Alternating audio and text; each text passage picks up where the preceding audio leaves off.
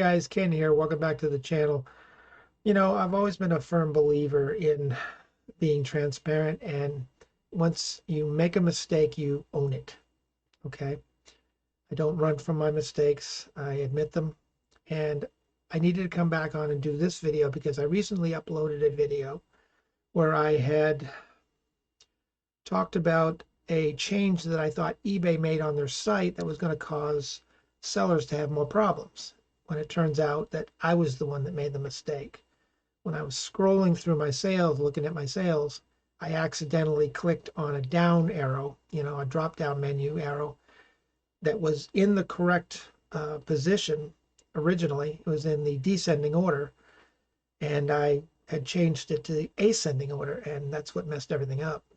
And I didn't realize it because I thought I hadn't even touched it. I was just, looking at things, and I just thought, well, this is another eBay glitch, when it wasn't a glitch at all.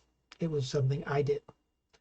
So I just wanted to come on and officially say, eBay, I'm sorry, and apologize to you guys, my subscribers as well, because I don't want to come across as leading anybody into any kind of mistruth or anything like that.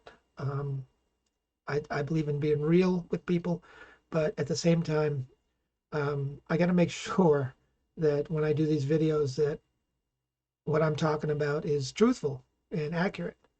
And I know everybody makes mistakes, we're all human, but that's no excuse. I probably rushed through this too fast, and it was my fault. It was pointed out to me by someone that I love very much, and so I ripped the video down. I don't want to go on too much more about this. I just wanted to come on and do a short video just to tell you guys I'm sorry, to tell eBay I'm sorry, and I'm going to work really hard at making sure that when I do videos in the future, that they're accurate, because I don't want that happening again.